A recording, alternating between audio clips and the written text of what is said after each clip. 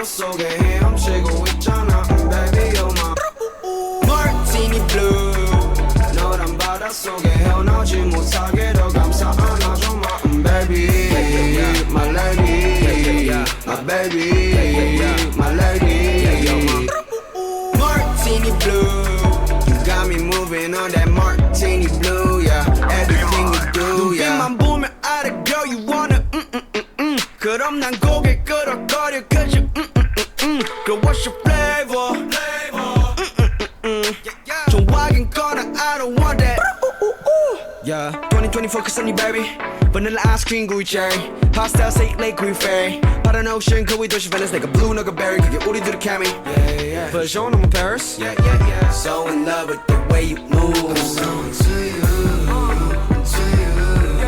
You got me, I got you, all let's deep like the blue Into you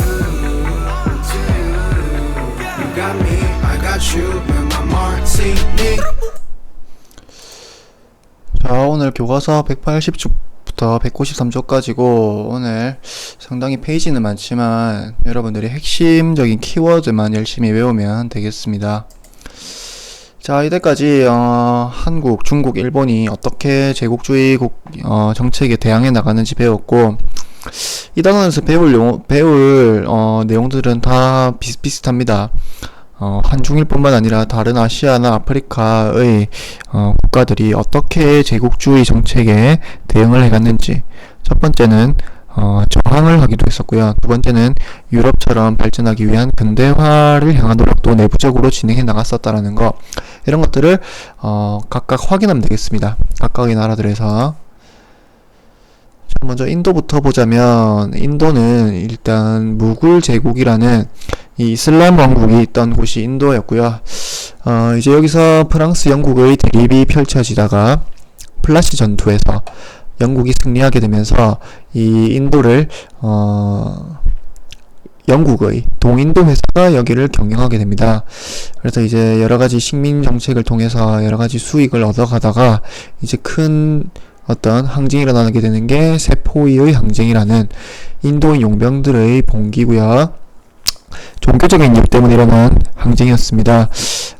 탄약 봉지에 이제 소기름이나 돼지기름이 발라져 있다는 소문이 돌면서 이제 종교적인 힌두 교도들이나 이슬람 교도들이 어떤 용납할 수 없는 것들이죠. 이런 것들이. 자, 그래서 인도 용병들의 봉기가 일어나게 되고 이것을 이제 영국이 간신히 진압하게 되면서 이 동인도 회사에게 맡기는 것이 아니라 영국 정부가 직접 지배해야 되겠다라는 것을 직접 지배를 바꾸게 됩니다. 그래서 이제 무굴 제국이 멸망하게 되고 영국의 여왕이었던 빅토리아 여왕이 다스리는 인도 제국으로 바뀌게 된다라는 것. 자, 그 다음에 크게 또 일어난 저항운동은 벵골 분할령 때문이었습니다. 1905년이었고요. 이제 벵골 지방은 여기 인도 동북부 지방이고 여기는 인도에서 가장 경제적인 가치가 높은 곳이었는데 여기서 이제 영국 정부가 여기를 좀 효율적으로 저항을 조금 누그러뜨리면서 효율적으로 통치하기 위해서 이 힌두 교도들이 사는 서벵골과 이슬람 교도들이 사는 동벵골로 이걸 분리했었는데 이제 여기에 대해서 인도에서 수많은 이제 반대운동이 일어나게 되면서 이 인도 국민회의의 대규모 반영 운동이 일어나게 됩니다. 그래서 국산품 애용 운동이라든지 영국 상품을 불매하자는 운동이라든지 자치권을 획득하자 교육을 진흥시키자라는 이런 저항과 근대화가 동시에 들어있죠. 이런 운동을 이렇게 하게 되었고 결국 영국 정부가 이 벵골 분할령을 철회하게 되는 어떤 결과를 가져왔다라는 거. 이게 인도였고 자, 동남아시아입니다. 동남아시아. 여러분 이 지도 185쪽에 나오는 지도 각 나라들의 위치 이런 것들 반드시 잘 기억해 두기 바랍니다. 선생님이 이거 시험에 낼 겁니다. 인도네시아라든지 베트남 필리핀 이런 곳들 타이 이런 곳들의 위치 잘 기억해 두고 이 동남아시아가 이렇게 유럽 열강의 어떤 식민 지배를 받게 된 이유는 이 후추 같은 향신료들 때문입니다. 특히 후추는 한때는 같은 무게의 금보다 이 후추가 더 비쌀 정도로 이 후추는 유럽 국가에 엄청난 이제 이득을 가져다 주는 향신료였고 대부분의 국가들이 이제 유럽의 식민 지배를 받게 되었고 또한 투쟁과 근대화 운동도 그만큼 활발하게 전개된 곳입니다. 자, 그래서 우리 필리핀은 원래 에스파냐의 지배를 받던 곳이었고, 이 필리핀이라는 국가 이름 자체가 이 에스파냐의 필리프 2세의 이름을 따서 지은 나라 명칭입니다. 이 필리핀. 그래서 에스파냐의 지배를 받을 때 이 호세 리살이라는 사람의 민족운동이 전개되었고, 그 다음에 이제 미국의 지배로 건너가게 되는데, 이 미국의 지배가 있을 때는 이 아기날도라는 사람의 항쟁이 있었다라는 사실. 그래서 이 호세 리살이나 아기날도라는 사람 이름이 나오면 여러분 필리핀이라는 사실 기억하면 될 것이고, 인도네시아는 네덜란드의 지배를 받았던 곳입니다. 이 인도네시아는 이제 이슬람 동맹이라는 단체를 결성해서 투쟁을 펼쳐나갔었고, 베트남은 프랑스의 지배를 받았었고, 이 판보이쩌우라는 사람이 이끌었던 베트남 광복회라는 이 단체가 이제 투쟁을 펼쳐나갔던 곳입니다. 이 타이는 이제 동남아시아에서 유일하게 독립을 유지했던 나라고, 왜 독립을 유지했었는가? 186쪽에 나옵니다. 제일 밑에 쪽에. 이 라마 5세의 개혁인데, 대내적으로는 노예제를 폐지했고, 대외적으로는 불평등 조약을 개정해 나가는 이런 개혁이 첫 번째 요인이고요. 두 번째 요인은 이 미얀마가 영국의 식민지였고, 베트남, 캄보디아, 라오스 이쪽이 프랑스의 식민지였죠. 그래서 영국과 프랑스가 이 두 나라 사이에 있는 타이를 의도적으로 이제 건드리지 말고, 우리가 이걸 맞부딪히게 되면, 또 국경을 맞대게 되면 또 플라시 전투 같은 전투가 일어나게 되니까 서로 이제 완충지대로서 이제 타이를 건드리지 말자라는 이런 동의하는 이런 요인이 있었습니다. 여러분, 이거 수령 시험에 두 가지 요인, 이 대내적인 개혁 요인과 대외적 개혁 요인까지 이런 것들 반드시 다 기술할 수 있도록 합니다. 자, 또 수령 시험 하나 더 가르쳐 주겠습니다. 페이지 178쪽이었고, 사실 저번 차지 가르쳐 줬어야 되는데 쌤이 깜빡했는데, 이 순원의 삼민주의에 대해서 선생님이 서술형 시험 내겠습니다. 삼민주의. 이 세 가지 민자가 들어가는 거. 첫 번째는 민족주의고요. 민족주의에서는 내용은 만주족이 세운 청나라를 타도시키고 한족의 국가를 건설하자는 게 이 민족주의입니다. 두 번째 민권주의. 국민의 권리죠. 모든 국민이 정치적으로 평등한 권리를 가져야 한다라는 이 근대적인 어떤 이념을 담은 게 민권주의입니다.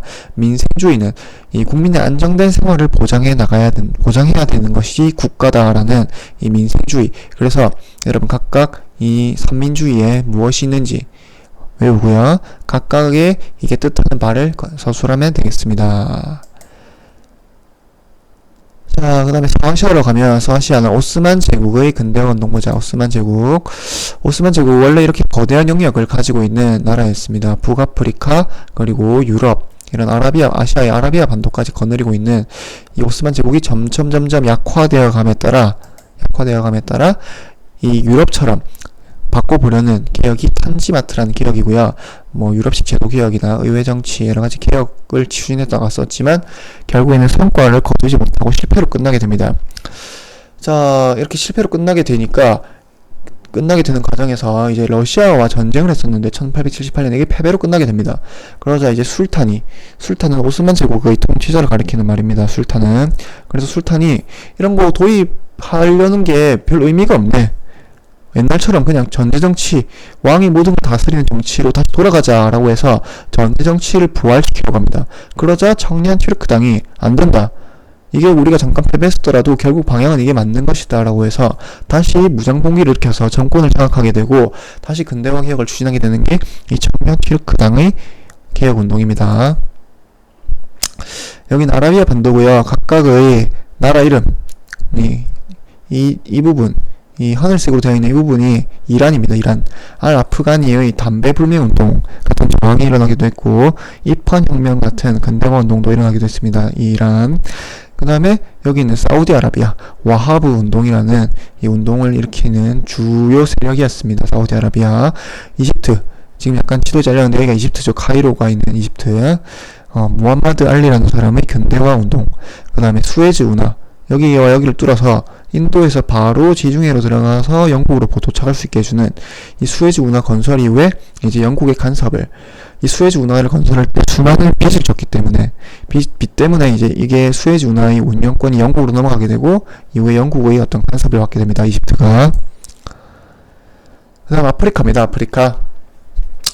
알제리란 나라 지도에서 확인하시고요. 프랑스의 식민지였고 저항운동을 펼쳐나갔었고 줄루 왕국은 영국과 전쟁을 하면서 저항을 했었다라는 거. 에티오피아 특이합니다. 이탈리아와 싸워서 승리를 해서 동맹을 유지했습니다. 에티오피아는 아두와 전투라고 하고요.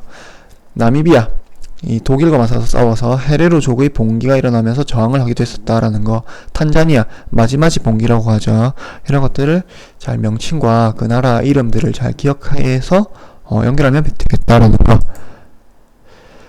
여기까지입니다. 그래서 이 조선 우리나라뿐만 아니라 사실 수많은 이 대부분의 대륙들이 엄청난 고통을 받았다는 사실, 그러면서 근대화를 추진했었다는 사실을 기억하면 될 것이다 라는 거.